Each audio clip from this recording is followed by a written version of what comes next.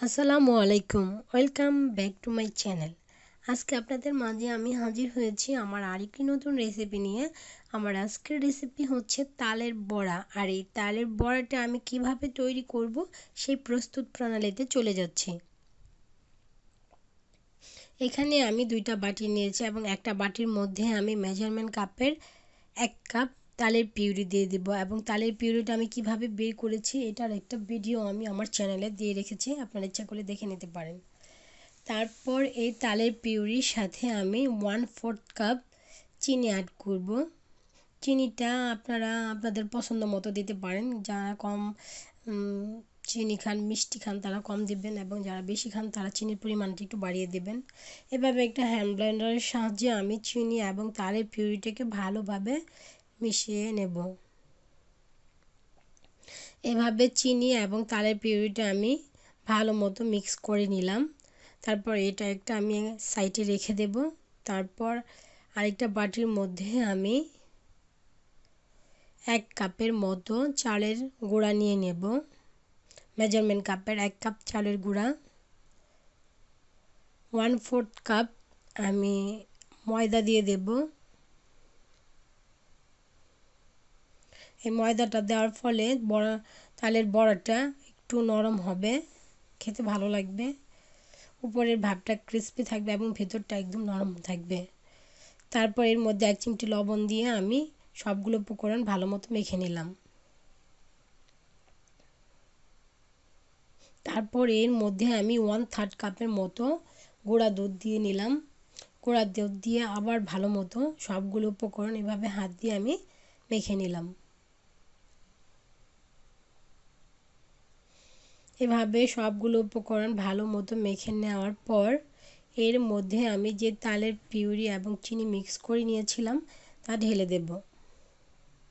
ঢেলে দিয়ে আমি আবার হাত দিয়ে ভালো মতো মেখে নেব সবগুলো উপকরণ।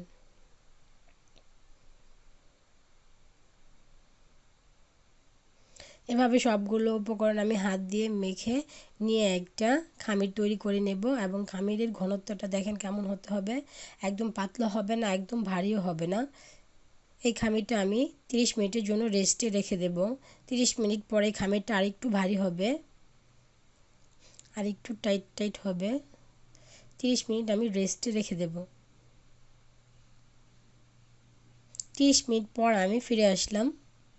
30 মিনিট পর দেখেন খামিরটা আগের চেয়ে একটু ভারী হয়েছে এবং চাউলের গুঁড়াটা সবগুলো উপকরণের সাথে ফুলে গেছে। তারপর চুলায় আমি একটি কড়াই নিয়েছি এবং কড়াইয়ের মধ্যে মেজারমেন্ট কাপের 2 কাপ আমি রান্না করার তেলটা দিয়ে দিলাম। তেলটা হালকা গরম হয়ে আসলে এর মধ্যে আমি ওই খামির অল্প অল্প নিয়ে ছোট ছোট করে বড়ার মতো করে তেলের মধ্যে ছেড়ে দেব। চুলার আঁচটা এই পর্যায়ে মিডিয়াম টু লো মাঝামাঝি থাকবে।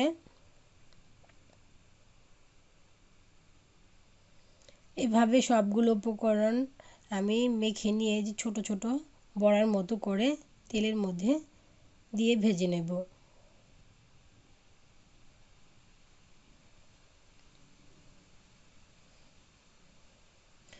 এভাবে ছোট ছোট গোল গোল বড়ার মতো করে আমি তেলের মধ্যে ছেড়ে দিলাম এবং এইগুলো এক পাশ হয়ে গেলে আপনি আপনি উল্টে যাবে।